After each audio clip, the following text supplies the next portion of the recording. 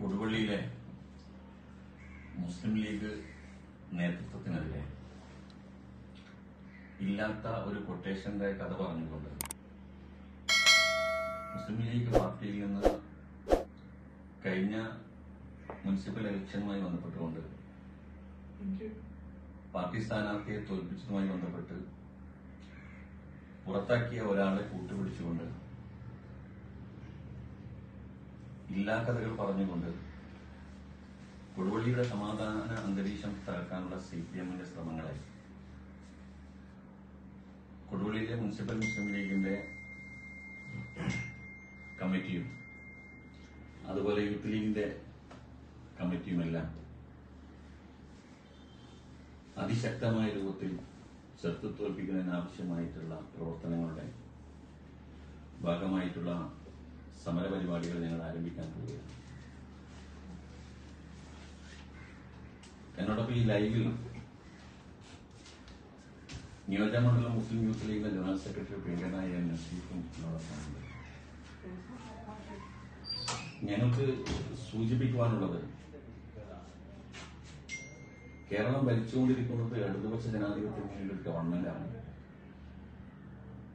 CPM-ന്റെ സഖാവ് പിണറായി വിജയനാണ് കേരളത്തിന്റെ മുഖ്യമന്ത്രി. അദ്ദേഹം തന്നെയാണ് കേരളത്തിലെ ആഭ്യന്തര വകുപ്പ് മന്ത്രി. അതുകൊണ്ട് എന്തായിരുന്നാലും ഈ വിഷയത്തെക്കുറിച്ച് കൃത്യമായി ഒരു അന്വേഷണം നടത്തണം എന്നാണ് ആമുഖമായി ഞങ്ങൾക്ക് സൂചിപ്പിക്കുന്നത്. നമുക്കറിയാം 2013 ഒരു രാഷ്ട്രീയ സാഹചര്യം. കൊടുവള്ളിയിൽ നമുക്കറിയാം ഒരുപാട് കാലമായിട്ട് മുസ്ലിം ലീഗും CPM-ഓ അതല്ലെങ്കിൽ ഏതെങ്കിലും പാർട്ടികളോ തമ്മിൽ ഒരു കലാപമുണ്ടാകുന്ന, ഒരു പ്രശ്നമുണ്ടാകുന്ന രാഷ്ട്രീയ സാഹചര്യം കണ്ണൂരിലെ പോലെയോ മറ്റേതെങ്കിലും സ്ഥലത്തെ പോലെയോ ഉണ്ടാകാറില്ല. 2013 എന്താണ് സംഭവിച്ചത്? കൊടുവള്ളിയിൽ നിന്ന് കരിയിറ്റിപ്പറമ്പിലേക്ക് പോകുന്ന അബൂബക്കർ സിദ്ദീഖ് എന്ന് പറയുന്ന ചെറുപ്പക്കാരൻ തന്റെ കുടുംബത്തോടൊപ്പം അദ്ദേഹത്തിന് വാഹനത്തിൽ പോകുമ്പോൾ റോഡിന് സൈഡ് കൊടുക്കുന്നതുമായി ബന്ധപ്പെട്ടുകൊണ്ട് ഒരാളുമായി തർക്കമുണ്ടാകുകയും ആ തർക്കത്തിൽ അവർ പരസ്പരം കയ്യേറ്റം ചെയ്യുകയും രണ്ടാമത് അതിന് പകരം ചോദിക്കാൻ അല്ലെങ്കിൽ അതിനുവേണ്ടി പ്രതികരിക്കാൻ വേണ്ടി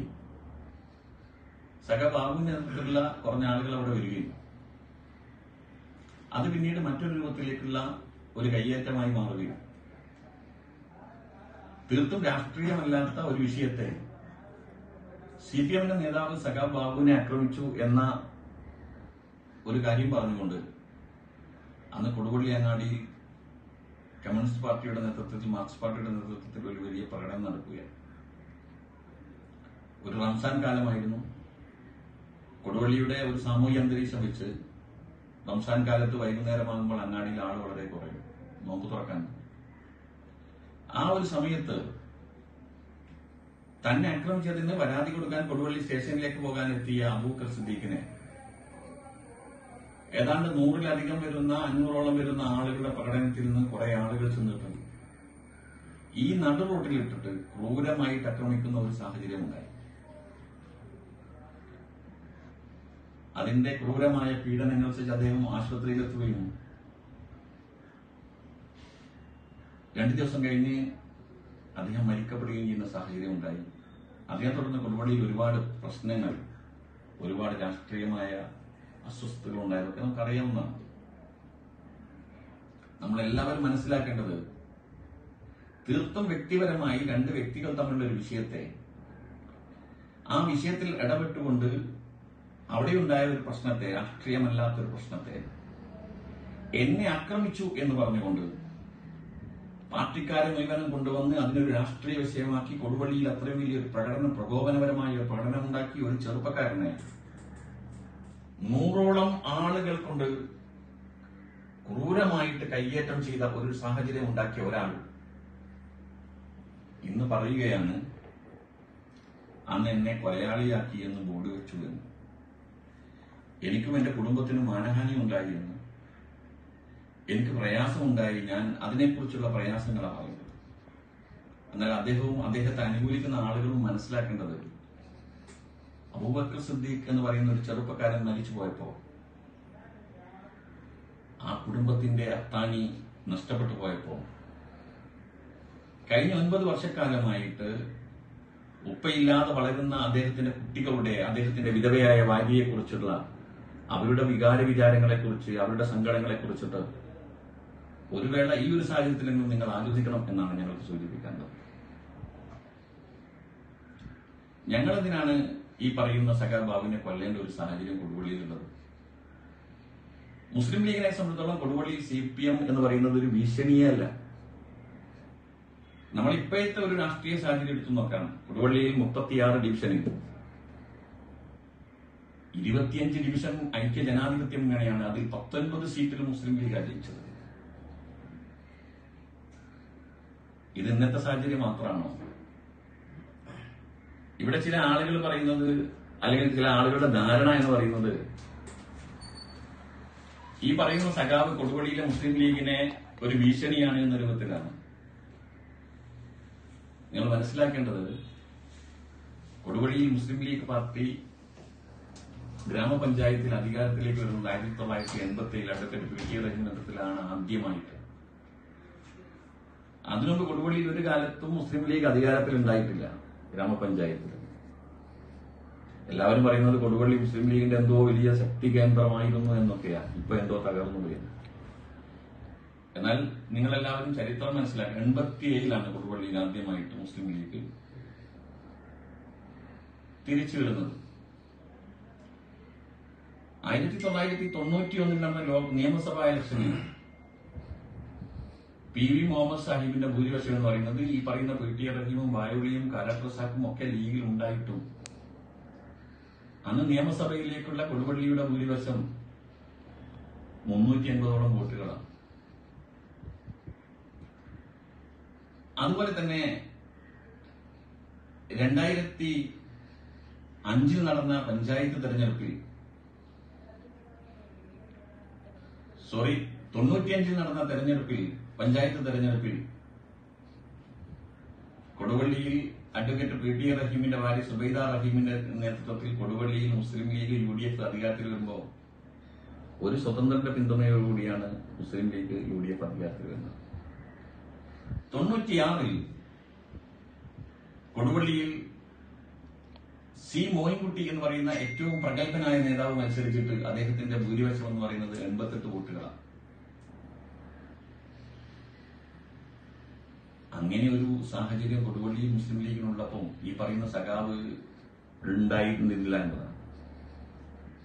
അന്നും കൊടുവള്ളിയിൽ മുസ്ലിം ലീഗിന് പ്രയാസങ്ങളും പ്രശ്നങ്ങളൊക്കെ ഉണ്ടായിട്ടുണ്ട്. അത് കഴിഞ്ഞ് 2001 പഞ്ചായത്ത് തെരഞ്ഞെടുപ്പിലും കൊടുവള്ളിയിൽ മുസ്ലിം ലീഗ് അധികാരത്തിൽ വരുമ്പോൾ ഒരു സീറ്റിന്റെ ഭൂരിപക്ഷത്തിനാണ് വന്നത് അഡ്വക്കേറ്റ് PK റഹീമിന്റെ നേതൃത്വത്തിൽ. 2001 നിയമസഭാ തെരഞ്ഞെടുപ്പിൽ കൊടുവള്ളിയിൽ C മമ്മൂട്ടി ജയിച്ചത് 18,000. അന്ന് ഈ പറയുന്ന സഖാവിന്റെയൊക്കെ അരങ്ങേറ്റത്തിന്റെ കാലമാണ്. 18,000 ഭൂരിപക്ഷത്തിനാണ് കൊടുവള്ളിയിൽ ജയിച്ചത്. പിന്നീട് രാഷ്ട്രീയം മാറി കൊടുവള്ളിയിൽ. അതിൽ കമ്മ്യൂണിസ്റ്റുകാർക്ക് ഒരു റോളും ഇല്ല. മുസ്ലിം ലീഗിലുണ്ടായ പടലപ്പടക്കത്തിന്റെ ഭാഗമായിട്ട് വായുളിയും PK റഹീം അടങ്ങുന്ന ഒരു വലിയ വിഭാഗം ലീഗിൽ നിന്ന് പോയപ്പോ 2005 ഗ്രാമപഞ്ചായത്ത് തെരഞ്ഞെടുപ്പ് പ്രത്യേകിച്ച് NCP കെ മുരളീധരന്റെ നേതൃത്വത്തിൽ DIC ഉണ്ടാക്കി പുതിയ പാർട്ടി കോൺഗ്രസിൽ പിളർപ്പുണ്ടായ ഒരു സാഹചര്യവും ഇവരെല്ലാവരും ലീഗ് വിട്ടൊരു സാഹചര്യം. ആ ഒരു സാഹചര്യത്തിൽ 2005 പഞ്ചായത്ത് തെരഞ്ഞെടുപ്പിൽ കൊടുവള്ളിയിൽ മുസ്ലിം ലീഗ് പരാജയപ്പെട്ടിട്ടുണ്ട്. 2006 നിയമസഭയിൽ PK റഹീം കൊടുവള്ളിയിൽ ജയിച്ചിട്ടുണ്ട്. എന്നാൽ 2010 5 സീറ്റിന്റെ ഭൂരിപക്ഷത്തോടുകൂടി പഞ്ചായത്ത് മുസ്ലിം ലീഗ് തിരിച്ചു പിടിച്ചത്. ഞാനടക്കമുള്ള ആളുകളുടെ മെമ്പറായിരുന്നു. ഈ പറയുന്ന നേതാവിന്റെ ശക്തി കൊണ്ടാണ് 2005 പോയത്, അല്ലെങ്കിൽ മുസ്ലിം ലീഗിന് ഇളക്കം പറ്റിയെന്ന് ആരെങ്കിലും വിചാരിക്കുന്നത് 2010 മുസ്ലിം ലീഗ് തിരിച്ചു വന്നത് അതിനു മുമ്പൊന്നുമില്ലാത്ത 5 സീറ്റിന്റെ ഭൂരിപക്ഷത്തിന്. 2011 VM ഉമ്മർ മാസ്റ്റർ ഇവിടെ ജയിച്ചത് CPMന്റെ അരിവാൾ ചുറ്റിയ നക്ഷത്രത്തിൽ ജയിച്ചത് 18,000 വോട്ടിന്റെ ഭൂരിപക്ഷത്തിന്. തുടർന്ന് MK രാഘവൻ ഇവിടെ ലോകസഭയിലേക്ക് കൊടുവള്ളി നിയോജകമണ്ഡലത്തിലുണ്ടായ ഭൂരിപക്ഷം 14,000. അല്ല, അതിനു മുമ്പ് 14,000, അത് കഴിഞ്ഞിട്ട് 18,000, 17,000.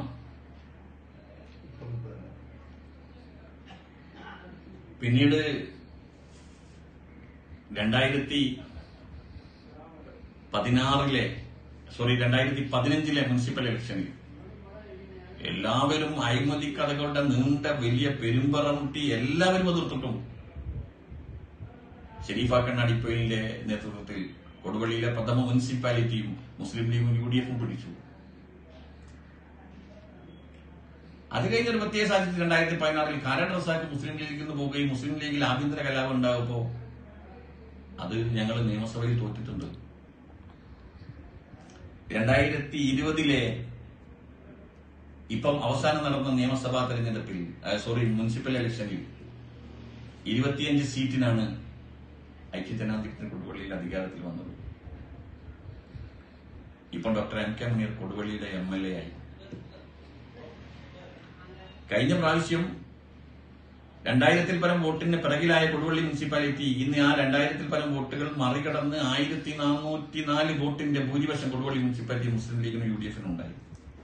മാത്രമല്ല കഴിഞ്ഞ പാർലമെന്റ് ഇലക്ഷനിൽ ചരിത്രത്തിലില്ലാത്ത ഭൂരിപക്ഷമാണ് MK രാഘവൻ കൊടുവള്ളിയിൽ നിന്നുണ്ടായത്. അപ്പൊ ഞാനിതൊക്കെ പറഞ്ഞത് കൊടുവള്ളിയിലെ മുസ്ലിം ലീഗിനെ സംബന്ധിച്ചിടത്തോളം ഈ പറയുന്ന സഖാവും അദ്ദേഹത്തിന്റെ പാർട്ടിയോ ഒന്നുമല്ല. കൊടുവള്ളിയിലെ 5 or 6 ഡിവിഷനിൽ മാത്രമാണ് ഈ സഖാവിന്റെ കമ്മ്യൂണിസ്റ്റ് പാർട്ടിക്ക് കൊടുവള്ളിയിൽ എന്തെങ്കിലും വേരോട്ടമുള്ളത്. ഞാൻ വെല്ലുവിളിക്കുകയാണ്. 100-ലധികം സഖാക്കളുള്ള ഒരു വാർഡ്, ഒരു മുനിസിപ്പൽ വാർഡ് ഡിവിഷൻ 6 or 7 അതിലധികം ഉണ്ടാവില്ല. പിന്നെ ഞങ്ങൾക്ക് പിന്നെ എന്തിനാണ് ഇദ്ദേഹത്തെ ഞങ്ങൾ കൊല്ലേണ്ടതെന്ന് ഞങ്ങൾക്കറിയില്ല. അങ്ങനെ ഉണ്ടോ നസീഫെ? ഞങ്ങൾക്കൊരു സാഹചര്യവും ഇല്ല, ഞങ്ങൾക്കൊരു ഭീഷണിയല്ല. പിന്നെ എന്താണ് ഇതിന്റെ പിറകിൽ? ഞങ്ങൾ സംശയിക്കുന്നു.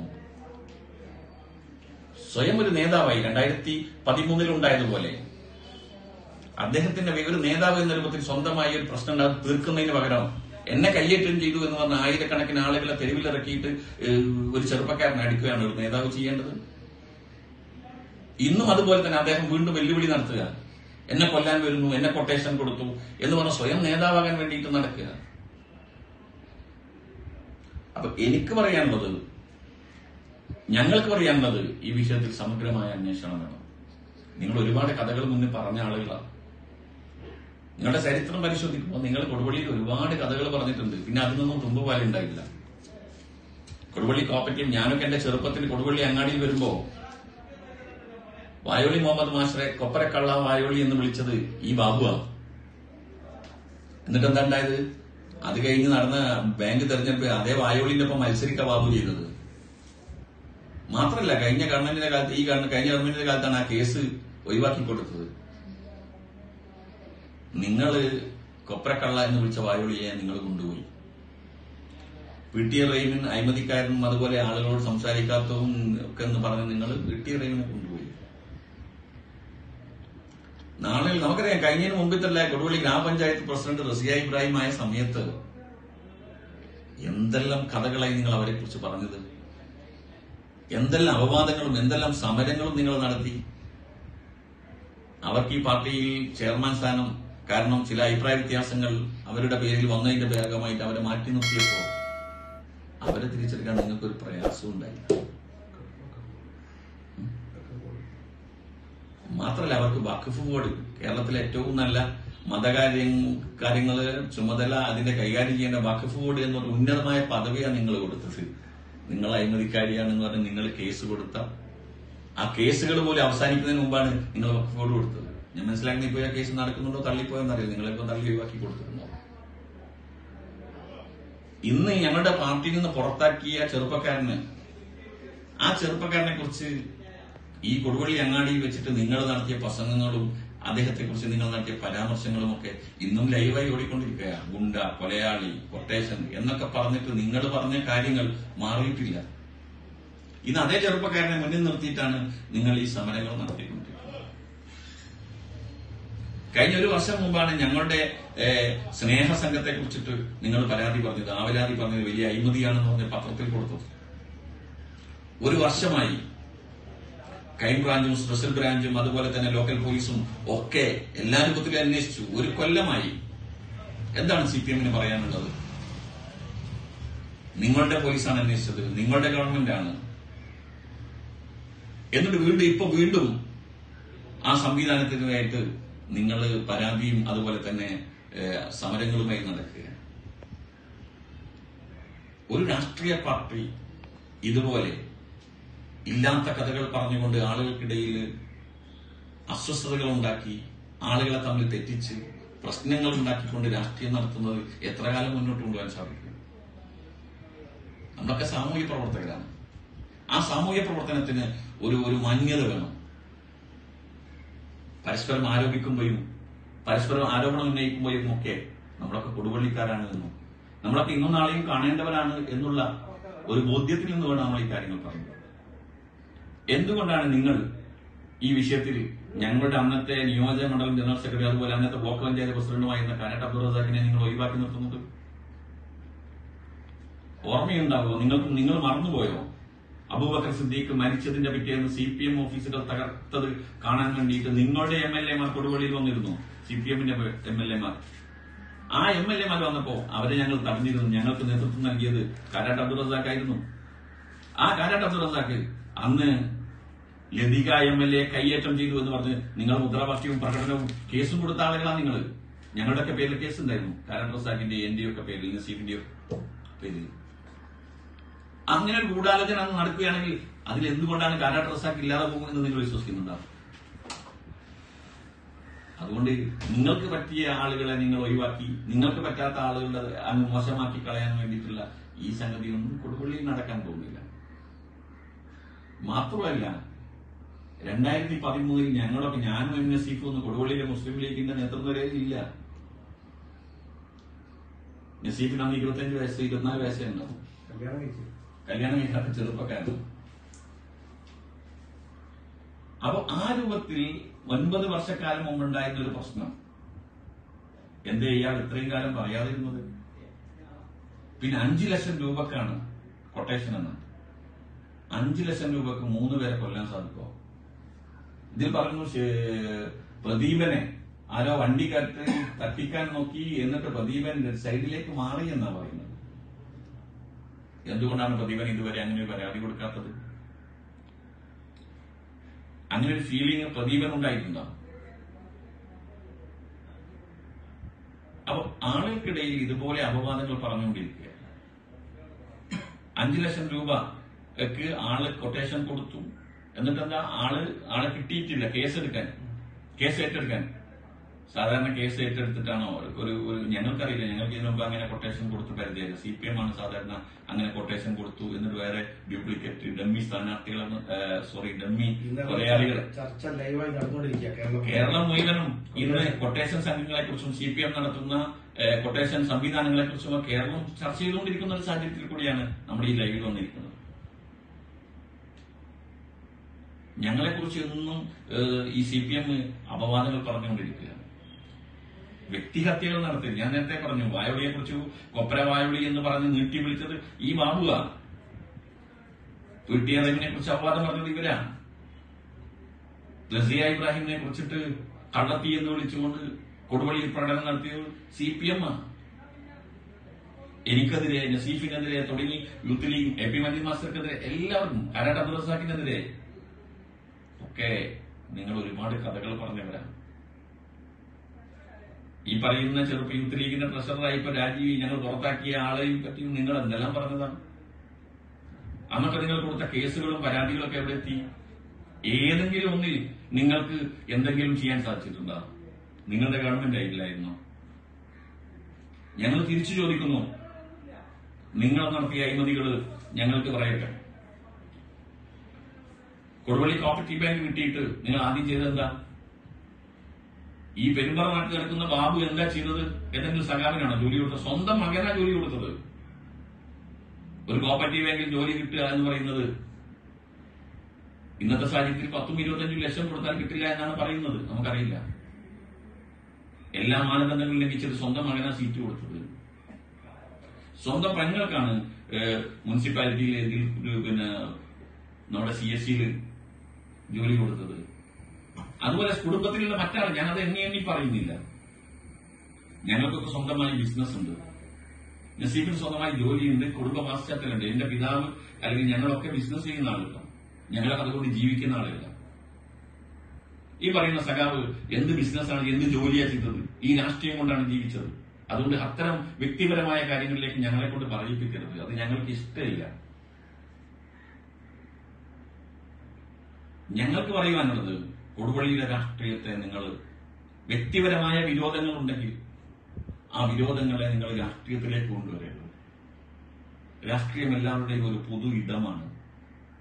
ആ ഒരു പൊതു ഇടത്തെ മലീനസമാക്കരുത്. നമുക്കറിയാം ഒരുപാട് പ്രശ്നങ്ങൾ. വെട്ടിയറയും കൊടുവള്ളിയിൽ മുസ്ലിം ലീഗിൽ നിന്ന് ഞങ്ങളെ ചതിച്ച് പുറത്തു പോയിട്ടുണ്ട്, കാരാട്ട് റസാക്ക് പോയിട്ടുണ്ട്, വായുള്ളി പോയിട്ടുണ്ട്, അങ്ങനെ പലരും പോയി, റസിയ ഇബ്രാഹിം പോയിട്ടുണ്ട്.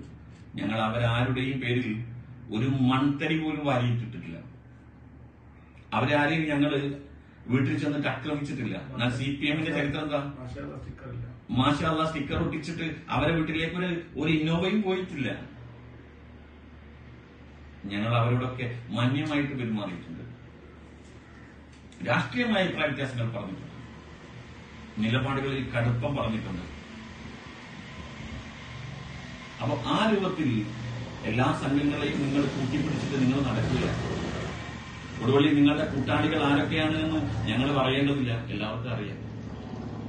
അപ്പൊ അതുകൊണ്ട് CPM-നോട് ഞങ്ങൾക്ക് സൂചിപ്പിക്കുവാനുള്ളത്, കൊടുവള്ളിയുടെ രാഷ്ട്രീയത്തെ ഇത്തരം ഇല്ലാത്ത കഥകൾ പറഞ്ഞുകൊണ്ട് വ്യക്തിപരമായ വിരോധങ്ങളെ ചേർത്ത് പിടിച്ചുകൊണ്ട് മുന്നോട്ട് കൊണ്ടുപോകരുത്. അങ്ങനെ പോയാൽ അതിനെ ഏതറ്റം വരെയും നേരിടാനും അതിനെ ഏതറ്റം വരെയും തകർക്കാനുമുള്ള ശക്തി കൊടുവള്ളിയിൽ മുസ്ലിം ലീഗിനും UDF-നും ഉണ്ട്. ഞാൻ വീണ്ടും പറയുന്നു, സ്വയം ആരും നേതാവാകേണ്ട. എന്നെ ഇതാ കൊല്ലാൻ വരുന്നു എന്ന് പറഞ്ഞുകൊണ്ട്, അല്ലെ എന്നെ എന്തോ ചെയ്യാൻ ഞാൻ വലിയ ഭീഷണി. നിങ്ങളൊരു ഭീഷണിയുമല്ല മുസ്ലിം ലീഗിന്, നിങ്ങളുടെ പാർട്ടിയുടെ ഭീഷണിയല്ല. കൊടുവള്ളിയിൽ മുസ്ലിം ലീഗ് വിരുദ്ധരും മാത്രമേ ഉള്ളൂ. അതിലൊരു കക്ഷി മാത്രമാണ് നിങ്ങൾ. കൊടുവള്ളി ടൗണിൽ ഈ ഇലക്ഷനിൽ ഞങ്ങൾക്കുണ്ടായ മെജോറിറ്റി 2 MLA-മാരുള്ള അവരുടെ ഡിവിഷനിൽ പോലും ഡോക്ടർ MK മുനീർ ഏതാണ്ട് 46ഓളം വോട്ടുകൾ ലീഡ് ചെയ്തതാണ്. കൊടുവള്ളി ടൗണിലെ എല്ലാ ഡിവിഷനും ഞങ്ങൾ ജയിച്ചതാണ്. മാന്യപുരം വരെ നിങ്ങൾക്ക് തകർന്നു പോയതാണ്. CPM-ന്റെ ശക്തി കേന്ദ്രമായ മാന്യപുരത്തിൽ നിങ്ങൾ തോറ്റുപോയി. നെടുമല എന്ന് പറയുന്ന 400-450 വോട്ടുകൾക്ക് നിങ്ങൾ ജയിക്കേണ്ട നിങ്ങളുടെ ശക്തി കേന്ദ്രത്തിൽ നിങ്ങൾ ജയിച്ചത് 23 വോട്ടിനെ കണ്ട. രാഷ്ട്രീയത്തിൽ ജയവും പരാജയമൊക്കെ ഉണ്ടാവും, ഞങ്ങളത് അംഗീകരിക്കുന്നുണ്ട്, ഞങ്ങൾ തോറ്റിട്ടുണ്ട്. പിന്നെ ഈ പറയുന്ന നേതാവ് എന്തോ വലിയ സംഭവമാണ് മുസ്ലിം ലീഗിനെ, അങ്ങനെയൊന്നും ഇല്ല, അങ്ങനെ ഒരു ഭീഷണിയേ അല്ല. അപ്പൊ അതുകൊണ്ട് ഇത്തരം ആവശ്യമില്ലാത്ത കാര്യങ്ങൾ മുന്നോട്ട് വെച്ചുകൊണ്ട്, ഇല്ലാത്ത കുറെ കഥകൾ പറഞ്ഞുകൊണ്ട് ഞങ്ങളെ തകർക്കാമെന്നോ ഞങ്ങളെ ഇല്ലാതാക്കാമെന്നോ ഒന്നും നിങ്ങൾ മനസ്സിലാക്കേണ്ട. ഈ നിയോജക മണ്ഡലത്തിലെ എല്ലാ പഞ്ചായത്തുകളും ഐക്യജനാധിപത്യം തന്നെയാണ് ഭരിക്കുന്നത്, മുനിസിപ്പാലിറ്റി അടക്കം. നിയമസഭയിൽ ഞങ്ങൾക്ക് ഭൂരിപക്ഷമാണ് എല്ലാ പഞ്ചായത്തുകളിലും കട്ടിപ്പാറ വെച്ച്. അതുപോലെ തന്നെ ഈ ലോകസഭയിലേക്ക് 32,000 പരം വോട്ടിന്റെ ഭൂരിപക്ഷം ഈ നിയോജക മണ്ഡലത്തിൽ. കൊടുവള്ളിയിൽ 8,660ഓളം വോട്ടുകളാണ്. പിന്നെ നിങ്ങൾ എന്താ ഈ നിയോജക മണ്ഡലത്തിലെ മുനിസിപ്പാലിറ്റിയിലൊക്കെ പിന്നെ എന്ത് ഭീഷണി നിങ്ങൾ? അപ്പൊ അതുകൊണ്ട് ഞങ്ങൾ നാളെ ഈ പറയുന്ന വ്യക്തിക്കെതിരെയും അതുപോലെ ഈ ആരോപണം ഉന്നയിച്ച ആളുകൾക്കെതിരായിട്ടും ഞങ്ങൾ നിയമപരമായിട്ട് മുന്നോട്ട് പോകുകയാണ്. അതോടൊപ്പം തന്നെ രാഷ്ട്രീയമായിട്ട് ഇതിനെ ഞങ്ങൾ നേരിടും. അതുകൊണ്ട് കൊടുവള്ളിയിലെ നല്ലവരായ മാന്യ ജനങ്ങൾ ഈ വിഷയങ്ങളിൽ നിന്ന് കൃത്യമായി കാര്യങ്ങൾ പഠിച്ച് ഈ വിഷയത്തെ, അതുപോലെ മുൻകാലങ്ങളിൽ ഇവർ പറഞ്ഞ കാര്യങ്ങൾ, ആരോപണങ്ങൾ, ഇവർ കൊടുത്ത കേസുകൾ, ഇവർ പറഞ്ഞ അപവാദ കഥകൾ, അതൊക്കെ മുഖവിലക്കെടുത്തുകൊണ്ട് ഈ വിഷയത്തെ നിങ്ങൾ ചർച്ചയ്ക്ക് നിങ്ങളുടെ മനസ്സിലേക്ക് എടുത്തുകൊണ്ട് കൊടുവള്ളിയിലെ മുസ്ലിം ലീഗും UDF-ഉം നടത്തുന്ന രാഷ്ട്രീയമായ പോരാട്ടങ്ങൾക്ക് നിങ്ങളുടെ പിന്തുണയുണ്ടാകണമെന്ന് വിനീതമായി അഭ്യർത്ഥിക്കുന്നു. നിങ്ങൾക്ക് നന്ദി.